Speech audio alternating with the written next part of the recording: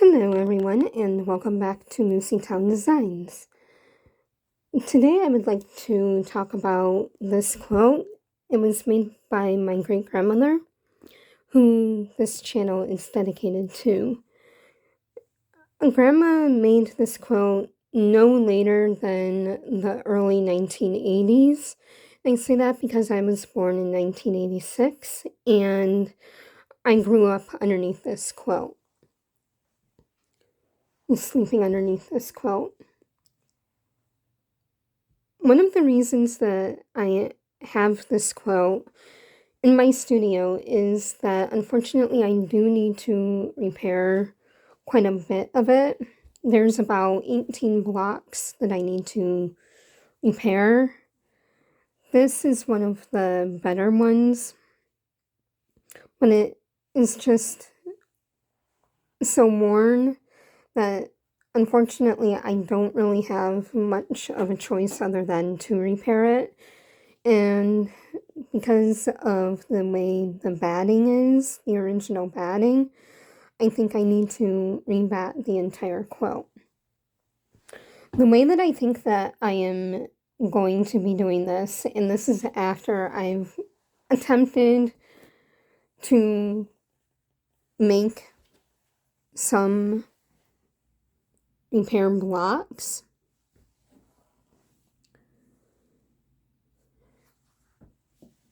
I think that I need to do a quilt as you go version for this. Grandma pretty clearly made this on a frame, but I think that because of the nature of this quilt and how old it is and how worn a lot of the fabric is, I want it to last a lot longer.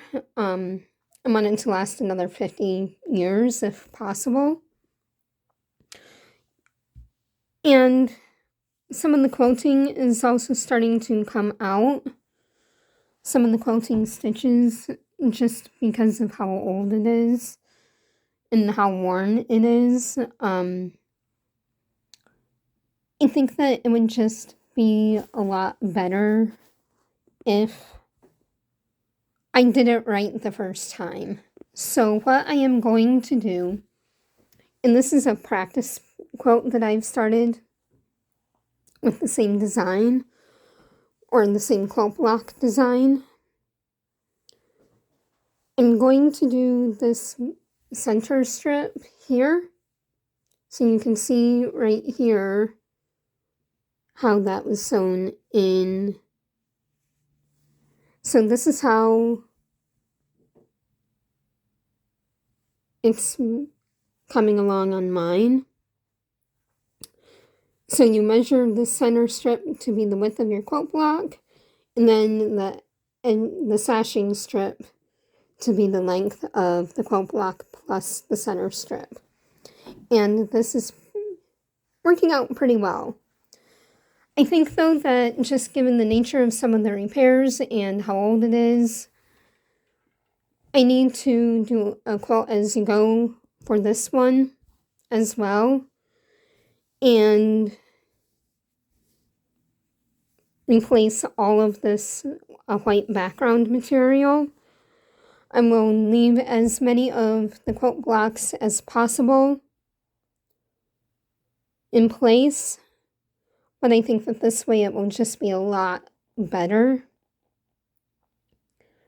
And I'll be happier with it in the end. And then if it does have to be repaired at any point in the future, because I used this quilt as you go method, it will be a lot easier to remove individual blocks instead of having to repair the entire quilt from scratch again.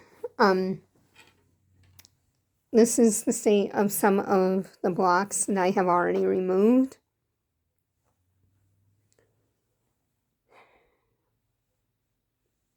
It is hard to do this because it is a heritage piece at this point for us. But I want to do right by my great-grandmother. As near as I can figure out for the quilt pattern, I believe this is the Sweet Gum pattern or a variation on it. I've also heard it be called Carolina Lily, Peony, Tulip, Cactus Rose, and Coastal Lily. I'm calling it a Sweet Gum because this would have been a pattern that was in my great-grandmother's family. And the Sweet Gum Quilt block is from the Civil War era, which makes sense because my great-grandmother was born in 1893. So we are going to continue to call this a Sweet Gum block.